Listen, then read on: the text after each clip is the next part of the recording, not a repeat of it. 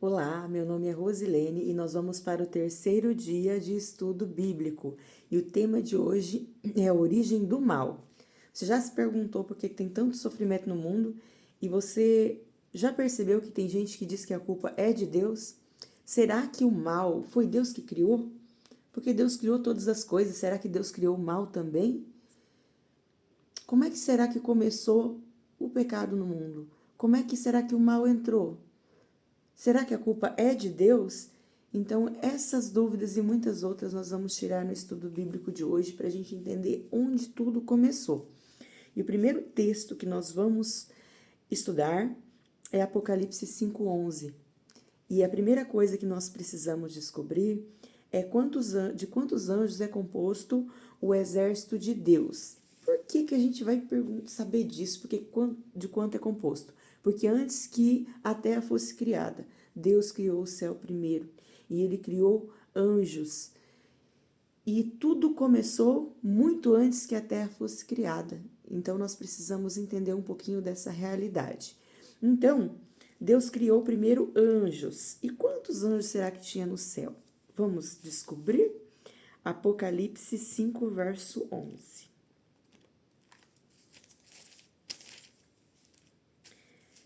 Apocalipse 5, verso 11 vai nos dizer assim: Vi e ouvi uma voz de muitos anjos ao redor do trono, e dos seres viventes e dos anciãos, cujo número era de milhões e milhares de milhares.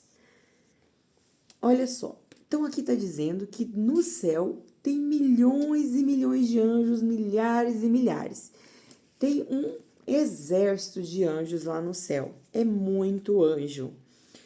E a Bíblia diz que esses anjos tinham um líder. Deus criou tudo muito organizado, inclusive os anjos. E ele escolheu um anjo chamado Lúcifer para ser líder dos anjos. Então vamos ver lá em Ezequiel 28, 14 a 17, para conhecer um pouquinho desse anjo. Ezequiel 14, 17, agora nós vamos para o Antigo Testamento. Lembra que a gente falou que a gente precisa estudar textos que falam do mesmo assunto no decorrer da Bíblia, para a gente entender exatamente isso que nós estamos fazendo agora. Então, nós vamos para Ezequiel 28, 14 a 17. E ele diz assim: Tu eras querubim da guarda ungido, e te estabeleci. Permanecias no monte santo de Deus e no brilho das pedras andava. Perfeito era nos teus caminhos, desde o dia em que foste criado, até o dia que se encontrou iniquidade em ti. O que é iniquidade? Pecado. Tá? Na multiplicação do teu comércio, se encheu o teu interior de violência e pecaste.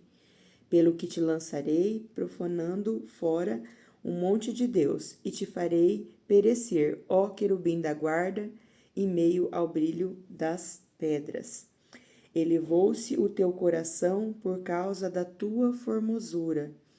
Corrompeste a tua sabedoria por causa do teu resplendor. Lancei-te por terra diante dos reis e te pus para que te contemplem. Olha isso, ele era um anjo de Deus, ele era anjo de luz. Lúcifer quer dizer anjo de luz. Por que ele era anjo de luz? Porque ele estava constantemente na presença de Deus.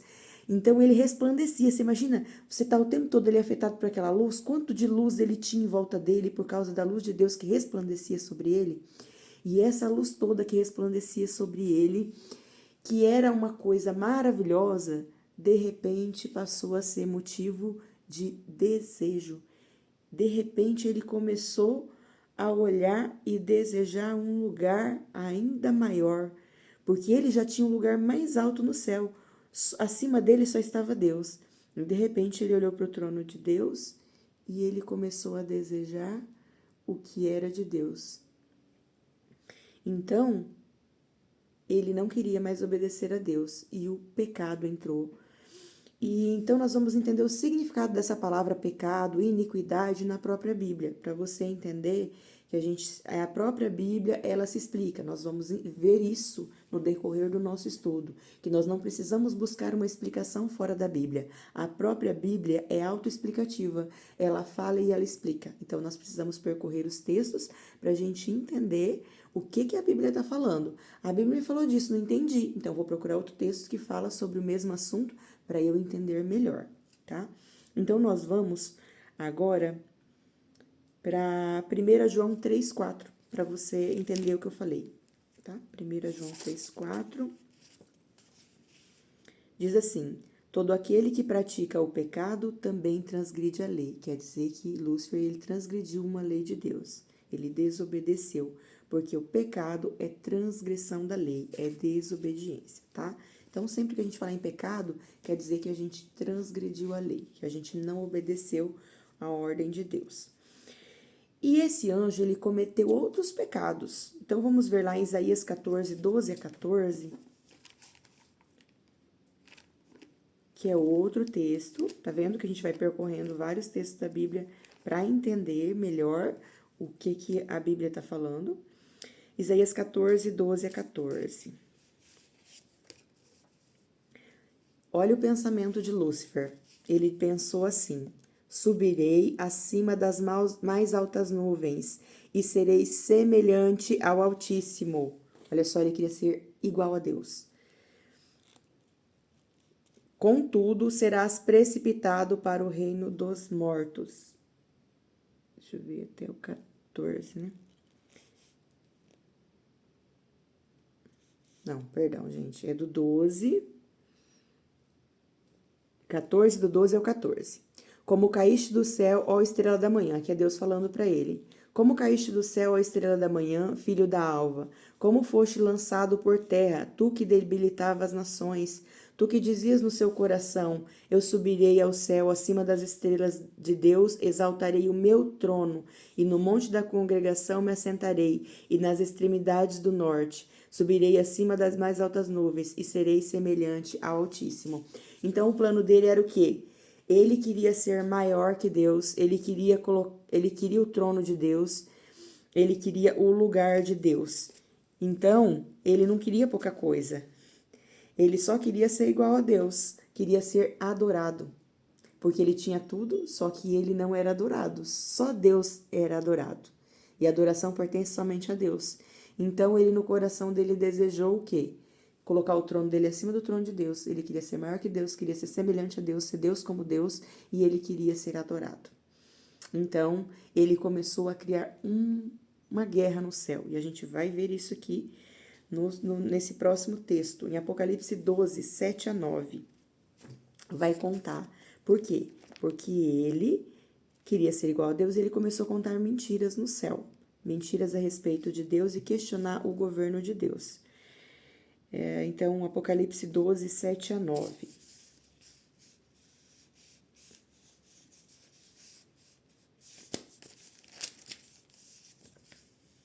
Ele diz aqui, 12, 7 a 9. Houve peleja no céu. Miguel e seus anjos pelejaram contra o dragão, e também pelejaram o dragão e seus anjos. Todavia não prevaleceram, nem se achou mais no céu o lugar deles, e foi expulso o grande dragão, a antiga serpente. Olha isso, guarda esse texto. O dragão é a antiga serpente. Quem é que estava lá no Jardim do Éden? Tinha uma serpente lá? Quem era? O dragão, o próprio Lúcifer, o próprio Satanás, que se chama Diabo e Satanás. O que quer dizer Satanás? Tentador, tá? Sedutor do mundo. E foi atirado para a terra, ele com seus anjos. Porque, lembra que eu falei no encontro passado, no nosso estudo passado, que Adão precisava guardar o jardim? Lembra que eu perguntei assim, nossa, por que tinha que guardar o jardim? Será que tinha alguma ameaça? Tinha. Porque quando Adão e Eva foram colocados na terra, adivinha quem já estava lá? Satanás já estava lá. E o que ele fez? Ele tomou a forma de serpente para poder enganar a Eva. Então, essa serpente que está no jardim não é uma cobra falante. É o próprio Satanás que entrou no corpo da serpente. E nós vemos aqui na Bíblia a primeira possessão demoníaca. A primeira vez que um ser recebe um demônio. tá? Então, Satanás, ele se tornou um demônio, né? E ele entrou no corpo da serpente, ele usou o corpo da serpente para poder enganar a Eva. Então, guarde essas palavras que eu estou te dizendo, que você vai entender muita coisa depois, no decorrer do nosso estudo. É muito mais sério do que você pensa. E agora nós vamos lembrar qual foi a advertência. Lembra que eu falei da advertência de Adão e Eva? Gênesis 2, 15 a 17.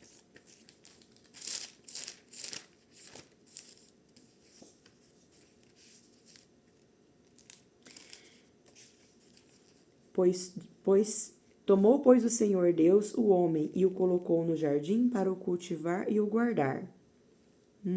Lembra? Cultivar e guardar, porque tinha uma ameaça, tá?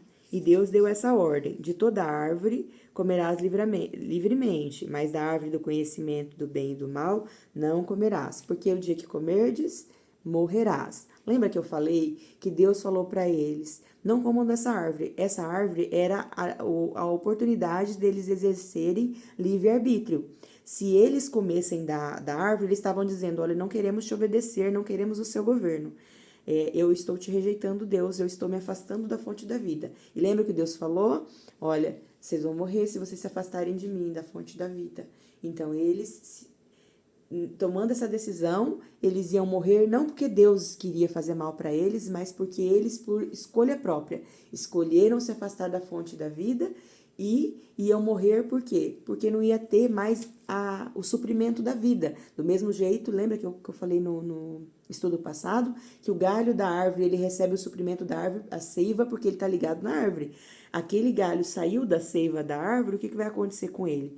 Ele vai morrer, porque ele não está mais recebendo a fonte da vida, que é a seiva da árvore. Assim, nós também, nos separando do Criador, não recebemos mais a fonte da vida. Então, Deus estava dizendo para eles: olha, vocês vão entrar em caminho de morte. Então, Deus avisou, não como castigo, mas como alerta. Então, o que aconteceu? A serpente aproveitou uma oportunidade em que Eva estava sozinha e ela foi conversar com a mulher. O que dá para entender no texto? A gente vai ler o texto agora. Dá para entender o quê? Que a Eva estava próxima a essa árvore. Essa árvore causou uma curiosidade em Eva, porque não é muito curioso que a serpente esteja lá bem naquela árvore? Vocês conseguem compreender? Que não é que ela estava passeando no jardim, em lugar longe, e a serpente chamou ela para ir lá na árvore. Ela já estava ali próxima da árvore, já havia uma curiosidade da Eva em relação a essa árvore. E, de repente, Satanás se aproveitou dessa situação. Vamos ler Gênesis 3, de 1 a 5, para entender. Diz assim: mas a serpente, a mais sagaz de todos os animais selváticos que o Senhor tinha feito, disse à mulher: é assim que Deus disse? Ela começou a distorcer. Olha como Satanás é esperto. Ele começou a distorcer o que Deus tinha dito para puxar assunto. Não comereis de toda a árvore do jardim? Então ela disse assim: Deus falou para vocês não comerem nenhuma árvore, né? Começou com o quê? Com uma mentira. Aí respondeu-lhe a mulher: do fruto da árvore do jardim podemos comer. Então ela disse: não, a gente pode comer tudo que a gente quiser. Só da árvore que está no meio do jardim é que a gente não pode comer nem tocar nele, para que não morramos. Olha só, ela já aumentou aqui. A Eva já aumentou a conversa, porque Deus falou para não comer. Ele não falou que não podia tocar, mas era para não comer. Mas a serpente disse para a mulher: certamente não morrereis. Ela acabou de dizer que Deus estava fazendo o quê? Mentindo para ela? Não, Deus mentiu para você, você não vai morrer, não. Porque Deus sabe que o dia em que dele comerdes, abrirão os vossos olhos, e sereis conhecedores do bem e do mal. Vendo a mulher que a árvore era boa e agradável de se comer, e agradável aos olhos, e desejável para dar entendimento, tomou do fruto e comeu, e deu também ao seu marido, e ele comeu. Então, o que aconteceu aqui? A Eva já estava curiosa. Aí veio a serpente e falou para ela assim: o que foi que Deus falou? Ele falou que vocês não podem comer nenhuma árvore. Aí Eva: não, a gente pode comer qualquer árvore, só do bem e do mal que a gente não pode. Aí se a gente comer, a gente não pode nem tocar. Então, tipo assim, ela já trouxe esse pensamento, eu não posso nem encostar nessa árvore, porque senão eu vou morrer. Então ela tinha esse medo de morrer. Mas a serpente falou assim: não, você não vai morrer, não. Com certeza você não vai morrer. Sabe o que vai acontecer? Quando você comer dessa árvore aqui, você vai ficar igual a Deus, você vai conhecer o bem e o mal. Deus não quer que você fique igual a Ele. Quem é que queria ser igual a Deus? Era o próprio Satanás. O próprio Lúcifer, ele queria ser igual a Deus. E agora ele estava colocando no coração da Eva o mesmo desejo de ser igual a Deus. Você repara que o fato de comer uma fruta não era o simples fato de comer uma fruta. Eva entrou em rebeldia contra Deus porque ela quis o mesmo que Lúcifer queria. E o que era? Ocupar o lugar de Deus. Então, a atitude dela não era uma atitude qualquer, não era um fruto qualquer. Era dizer, olha, não, eu não quero te obedecer. Eu quero ser igual a você. Eu quero também ser igual a você. E é claro que ela foi enganada pela serpente, mas ela entrou em rebeldia. E ela não só comeu, como ela foi e deu para Adão comer do fruto. Então, aconteceu o que Deus já tinha avisado, para não obedecer, para não desobedecer, para não comer da árvore da vida. Né? Então, quando eles pecaram, então Deus precisou transmitir a sentença deles. Eles morreram na hora, gente. Olha, vou fazer essa pergunta para vocês. Se eles comessem, eles morreriam. Mas Adão e Eva não morreu naquela hora. Perceberam? Eu vou dar aqui 2 explicações para você, porque eles não morreram naquela hora.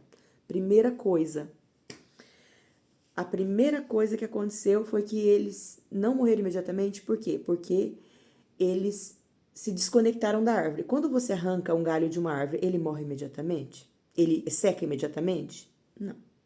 Quando ele é desconectado, ele tá verdinho. No primeiro dia ele tá verde. E vai passando os dias, aí ele vai começando a secar. Até que ele fica muito seco. É como um ventilador que você tá ligado na tomada e tá rodando. Quando você tira da tomada, reparou que continua rodando? Só que aí ele vai rodando mais devagar, mais devagar, mais devagar, até que ele para de rodar. Assim era a vida de Adão e Eva. A eternidade foi desconectada, já não vai mais viver para sempre. Já reduziu o tempo da eternidade deles. Então, o ventilador deles começou a rodar mais devagar. O galho deles começou a secar. Segunda coisa, tinha um plano da salvação. Nós vamos falar do plano da salvação no próximo ciclo. E eles não morreram imediatamente porque tinha um plano da salvação para eles, tá? Então, a gente vai ver no próximo e vamos terminar o estudo de hoje. Ainda temos 3 versículos para ler aqui. E você vai entender melhor porque que eles não morreram imediatamente. Deus não mentiu, Deus nunca mente, tá? Então, Adão e Eva foram enganados, né? Na verdade, quem foi enganado foi a Eva. Adão não foi enganado. Ele viu que a mulher tinha comido do fruto, o que ele pensou? Ela vai morrer. E sabe qual foi o erro de Adão? Ele amava tanto Eva, que ele não suportava mais viver sem a Eva. Lembra que quando Deus fez a Eva, ele falou assim, nossa, agora é os ossos dos meus ossos, carne da minha carne, porque ele tinha procurado na natureza alguém semelhante a ele e não tinha achado. Então ele amava a Eva com um amor absurdo e ele não podia viver sem a Eva. Então quando ele comeu da fruta, ele estava cometendo suicídio. Ele estava dizendo, se você morrer, eu morro também, tá? Ah, tá escrito isso na Bíblia? Não, não está, tá? Não está. Isso aqui eu estou falando para você porque fica evidente que Adão não questionou. Quando ela chegou com a fruta na mão, falou assim, olha, eu comi, ele falou, pronto, ela vai morrer. Entendeu? Fica evidente nas entrelinhas, tá? Não está escrito na Bíblia. Então, quero deixar bem claro aqui que é uma percepção minha e que não está escrito na Bíblia, tá? O que está escrito é que ela comeu e deu para o seu marido, tá? Então, quando Adão come, eles eram uma só carne. Nesse momento, o pecado foi concluído com sucesso 100%, tá? Então, a morte entrou pela desobediência, tá? Então, só que Satanás, ele não enganou só a Eva. Às vezes a gente fala assim, nossa, culpa da Eva, a gente tá vivendo essa vida, né? Mas Satanás engana a gente também, tá? Então, que maneira Satanás tenta enganar a gente hoje? Vamos para 2 Coríntios 11, 14 e 15.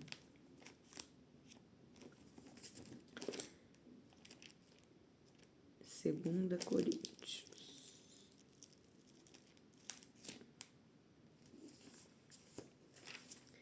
2 Coríntios 11, 14 e 15. Ele diz assim: e não é de se admirar, porque o próprio Satanás se transforma em anjo de luz. Porque depois que ele desobedeceu a Deus, ele perdeu a luz, porque ele se transformou em trevas, ele não tem mais luz, mas ele ainda tinha poderes. Então ele ainda consegue se transformar em anjo de luz, ele pode se transformar em outras coisas, como ele entrou no corpo da serpente. Então ele se transforma em anjo de luz, ele pega uma forma que pode te enganar. E no 15 diz assim: não é pois que seus próprios ministros se transformem em ministros de justiça, e o fim deles será conforme suas obras. Então Satanás ele engana e faz parecer que tudo que é dele é bom. Ele faz parecer, e até hoje nós somos enganados. Tem muito ministro de Satanás mentindo pra gente, contando mentiras a respeito de Deus, a respeito da Bíblia e a respeito de muitas coisas. Então a gente precisa estar atento para conhecer a verdade, para não ser enganado. E então Deus, e ele usa, tem um outro texto em Mateus que ele diz assim, Mateus 7, 21 a 23.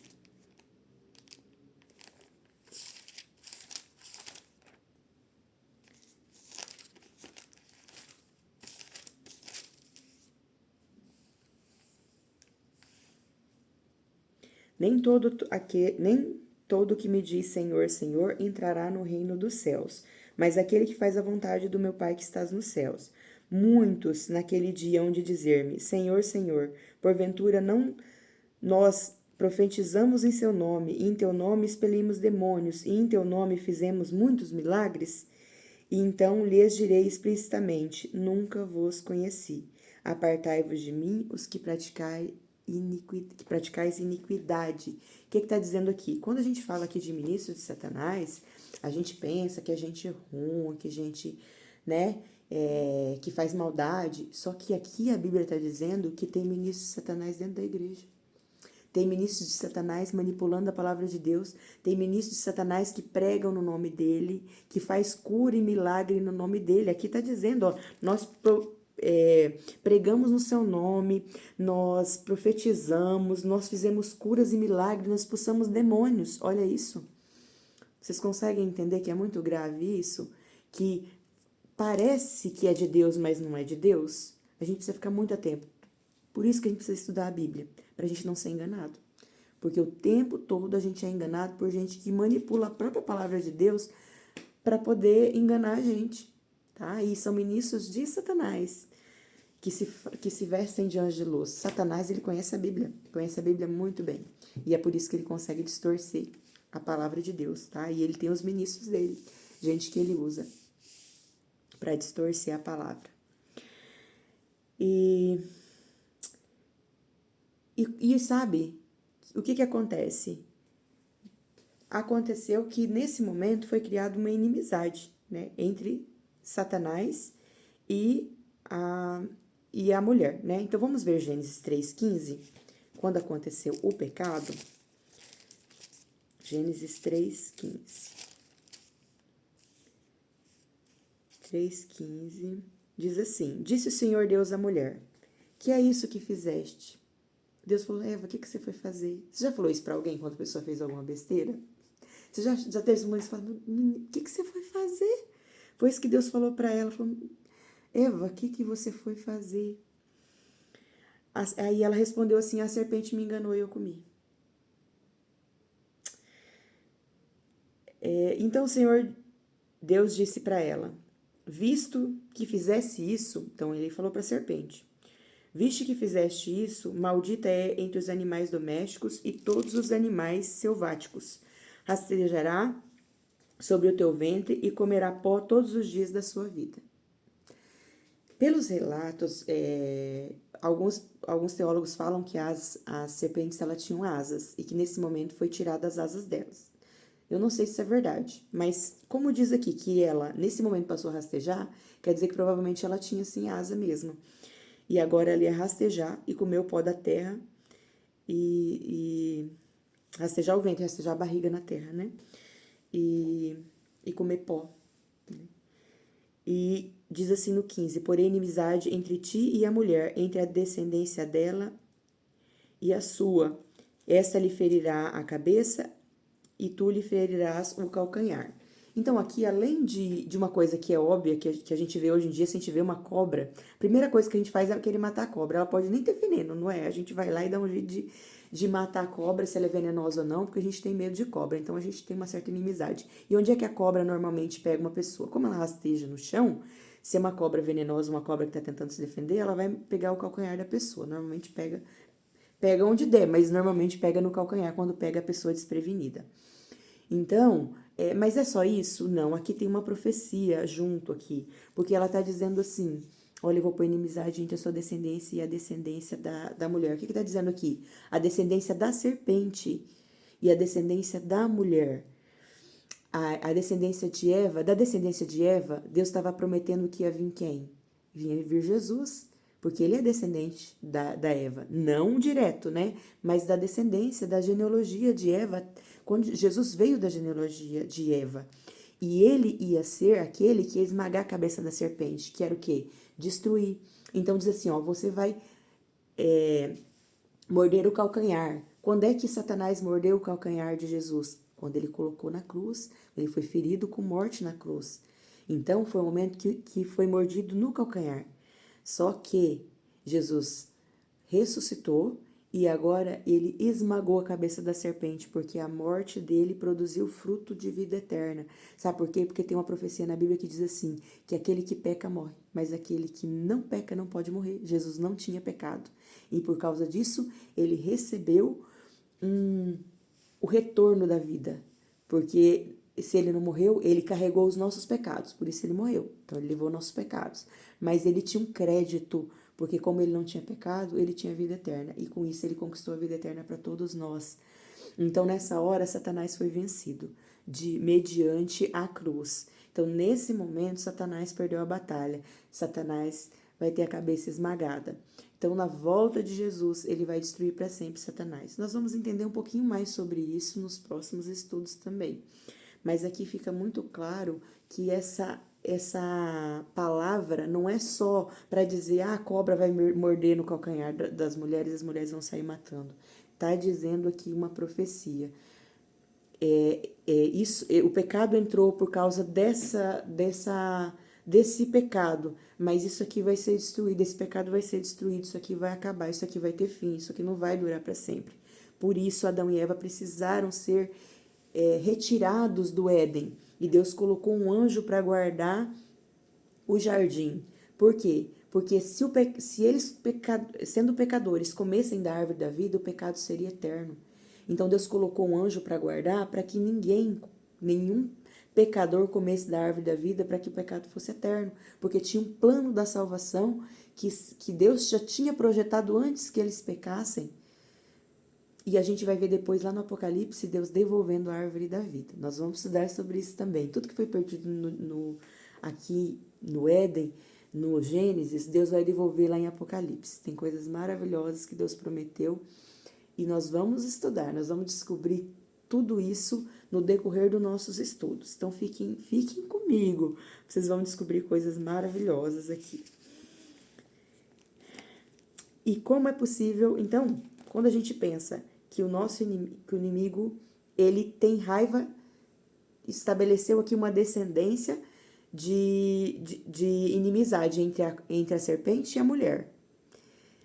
Aí a Bíblia fala que Satanás também, ele tem raiva e está irado nos nossos dias com alguém, com essa descendência. Vamos ver quem é essa descendência? Quem é esse povo que Satanás tem raiva? Que é descendente da Eva. Esse texto vai estar lá em Apocalipse 12, 17. Apocalipse 12, 17 vai descrever que Satanás está irado contra um povo. Verso 17. Irou-se o dragão contra a mulher, e foi pelejar com os restantes da sua descendência, os que guardam os mandamentos de Deus e têm o testemunho de Jesus. Você guarda os mandamentos de Deus? Porque se você guarda, o inimigo está irado com você. Se você não guarda, tá tudo bem, ele é seu amigo. Ele não vai atrapalhar a sua vida. Você já está no caminho de morte. Você já se afastou do caminho da vida. Mas se você obedece, busca obedecer os mandamentos de Deus, o inimigo está irado com você. Você comprou uma briga com Satanás. E agora, como é que você faz para se defender de Satanás? Efésios 6, tá? Efésios 6 fala como é que a gente se defende de Satanás.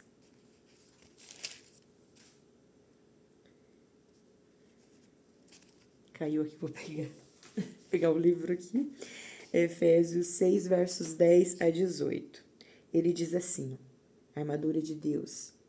Quanto mais sede fortalecidos no Senhor e na força e no seu poder. Revesti-vos de toda a armadura de Deus para poderdes ficar firmes contra as ciladas do diabo. Porque a nossa luta não é contra a carne e o sangue, e sim contra os principados e potestades, contra os dominadores desse mundo tenebroso, contra as forças espirituais do mal e regiões celestes. Nossa, que pesado, né? Os nossos inimigos não são carne e sangue, não é gente que é nosso inimigo. Satanás usa as pessoas para poder atingir a gente, mas é Satanás que é nosso inimigo, não as pessoas. Portanto, a gente precisa tomar a armadura de Deus.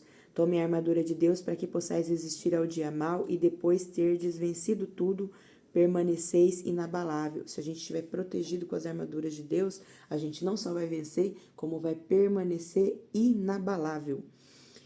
Estais firmes, pois, cingidos com a verdade, vestindo a couraça da justiça, calçai os pés com a preparação do evangelho da paz, embraçando o escudo da fé, com o qual podereis apagar dardos inflamados do inimigo. Tomai também o capacete da salvação e a espada do Espírito, que é a palavra de Deus. Com toda oração e súplica, orando o tempo todo no Espírito, para isto vigiando com toda perseverança e súplica por todos os santos. Então, a gente precisa se proteger com essa armadura de Deus, com fé, com oração, com a palavra, com a verdade. Então, esse é o nosso escudo, essa é a nossa proteção contra o inimigo. E agora a gente vai recapitular um pouquinho tudo que a gente aprendeu até agora. Então, a gente viu que o mal não foi criado por Deus. Deus não criou o mal, Deus criou o bem. O mal era uma possibilidade, ele não era uma realidade. Quando eu falo possibilidade, eu vou dar um exemplo. Se uma mulher que está numa fase fértil, ela se casa com um homem e o que acontece com essa mulher? Se ela casa e tem um relacionamento saudável, provavelmente tem uma possibilidade de engravidar. Então, se ela tem relações com o marido, está fértil, ela engravida. Essa possibilidade passa a ser uma realidade. O fato dela poder engravidar quer dizer que ela vai engravidar? Não. Ela pode ter todas as condições favoráveis e não engravidar. A mesma coisa o mal. O mal era uma possibilidade, poderia acontecer, mas ele não existia. Ele passou a existir no momento em que Lúcifer aceitou e transformou essa possibilidade em realidade.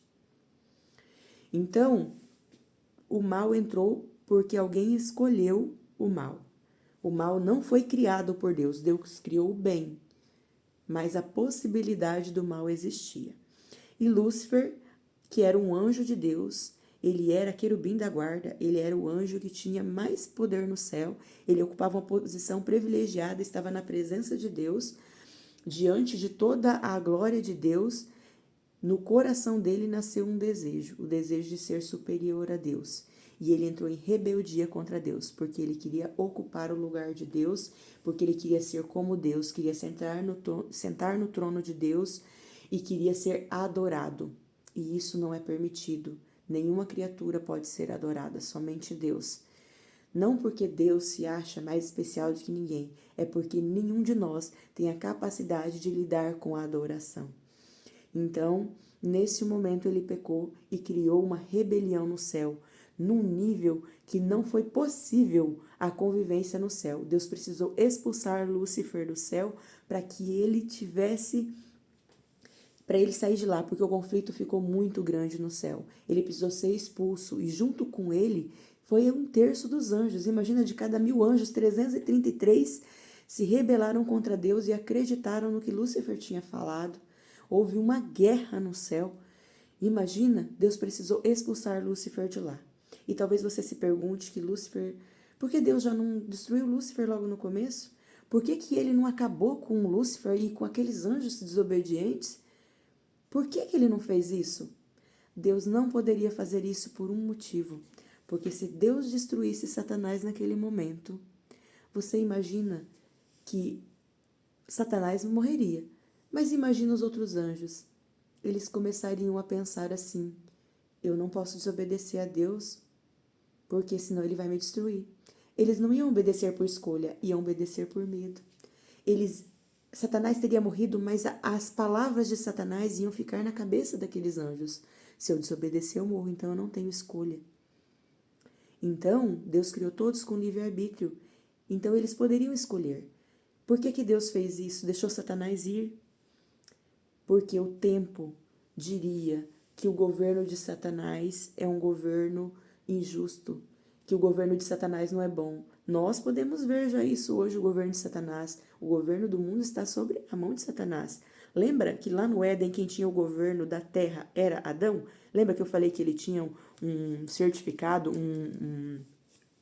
uma escritura, né? Entre aspas, não era física, mas Deus passou o governo para ele. No momento que ele se colocou à disposição de Satanás, ele passou a ser governado por Satanás. E o governo da terra passou para a mão de Lúcifer. Satanás passou a ser o governante. E nós vemos isso lá quando ele vem tentar Jesus. Depois de Jesus ter jejuado no deserto por 40 dias, ele leva Jesus no pináculo do templo e mostra todas as nações e diz assim, ó: olha, o governo da terra é meu. Se você me adorar, eu dou o governo da terra para você. Por que Satanás falou aquilo e Jesus não falou que era mentira? Reparou que Jesus falou, não, o governo da terra não é seu? Não, Jesus concordou com ele. Jesus não falou para ele, não, esse governo não é seu. Então, ele está confirmando aqui que o governo foi passado para Satanás naquele momento. E que Adão se submeteu a Satanás e passou o governo da terra. O governo da terra está sobre Satanás. Por que esse mundo é um mundo tão difícil de viver, com tanta violência e sofrimento? Porque é o governo de Satanás, é Satanás quem está governando sobre a terra. E o governo dele está acabando, porque Jesus vai voltar e ele vai assumir o governo da terra. Mas até lá, o mundo é regido pelo poder de Satanás. É ele quem governa. Você entende? Que Deus deixou que as coisas acontecessem, que Satanás tivesse o governo dele para que todos entendessem quem estava certo e quem estava errado? O caráter de Deus vai ser defendido por quem? Deus precisa defender o caráter dele? Não, Deus é perfeito, ele não precisa. Mas os anjos e toda a humanidade precisa entender que o governo de Satanás não serve, que o governo dele traz dor e sofrimento para o mundo. Então, todos nós precisamos sofrer essas coisas que nós estamos sofrendo para nós entendermos. Porque quando Jesus voltar e destruir o mal e a vida for eterna, nós ainda vamos ter a possibilidade de pecar. Todos nós ainda teremos. Só que nunca mais ninguém vai querer pecar. Porque nós já vamos ter entendido toda a consequência do pecado, toda a dor e sofrimento que o pecado trouxe. E nós vamos entender que nenhum governo é melhor que o governo de Deus. Então, nesse momento, preste atenção em tudo o que está acontecendo ao seu redor. Quando alguém falar para você que é culpa de Deus, comece a se lembrar desse estudo bíblico, porque o que está acontecendo aí não é culpa de Deus. Não é responsabilidade de Deus. Deus permitiu? Sim, Ele está permitindo que essas coisas aconteçam, para que nós entendamos que esse governo de Satanás é o governo, não é o governo dele. Essa decisão de quem governa a sua vida, se é Deus ou é o inimigo, é você quem decide. A Bíblia diz que o inimigo veio para roubar, matar e destruir. Esse é o governo de Satanás. É isso que a gente está vendo no mundo. Mas o governo de Deus, não. A Bíblia diz que as bases do trono de Deus é amor e justiça. Entendeu? Então, a gente precisa fazer uma escolha. E quando alguém disser que a culpa é de Deus, hoje você já sabe que a culpa não é de Deus. Deus não é responsável pelo mal, Deus não criou o mal. O mal foi uma escolha de alguém que decidiu, que escolheu no seu coração se rebelar contra Deus. E ele vem espalhando aí toda essa semente do mal pela humanidade. Então, essa resposta, se no seu coração você tinha essa dúvida de que Deus é culpado, é responsável, que Deus deixa o mal acontecer, hoje você tem um entendimento muito melhor do que aconteceu, de onde veio o mal e por que o mal ainda existe. Mas nós vamos estudar nos próximos textos bíblicos quando é que o mal vai acabar e o que vai acontecer com o criador do mal, o originador do mal, e como vai ser a nossa vida depois que tudo isso, que todo esse mal acabar e for destruído. Quais são as promessas que Deus tem para nós? Então, agora que nós recapitulamos, nós vamos fazer o nosso compromisso de fé.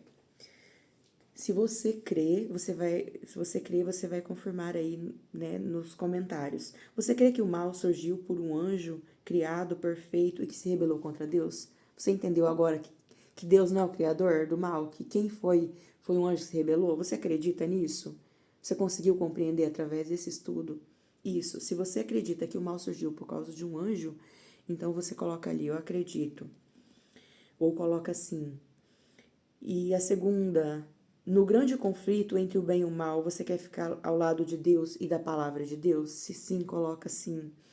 E se você deseja se revestir da armadura de Deus e seguir as orientações de Deus para a sua vida, para você poder se livrar da ira de Satanás, que ele está irado contra você, que obedece a palavra de Deus, você quer se revestir dessa armadura de Deus para você ser protegido e vai seguir as orientações de Deus para a sua vida? Se sim, coloca sim. E agora nós vamos orar. Senhor nosso Deus, muito obrigado, porque esse momento de estudo foi um momento de esclarecimento. Nós conseguimos entender, Senhor, que o Senhor é bom, que o Senhor é justo, ao ponto de não destruir o seu próprio inimigo, alguém que se rebelou contra ti, contra as suas leis e contra tudo que o Senhor fez. Nós agradecemos, Senhor, porque agora nós temos clareza de quem é o nosso verdadeiro inimigo, que são principados e potestades, são inimigos celestiais, não são pessoas, nossos inimigos não são pessoas. Então nós pedimos, Senhor, que o Senhor nos capacite a entender a sua palavra e que nós possamos nos revestir da armadura da fé, com o capacete da salvação, que nós possamos manejar bem a sua palavra, que nós possamos estar protegidos com a sua armadura para vencer o inimigo. Nos capacite, Senhor, continue nos dando confiança e coragem para continuar esse estudo, que nós vamos descobrir grandes coisas. Nós vamos descobrir as mentiras que Satanás contou. Então, Senhor, por favor, traga de volta essas pessoas que fizeram esse estudo, Senhor, para que eles continuem entendendo tudo o que aconteceu, porque até agora eles não sabiam, Senhor. Mas então, continue colocando no coração deles o desejo de conhecer a verdade. No próximo estudo, nós vamos conhecer o plano da salvação.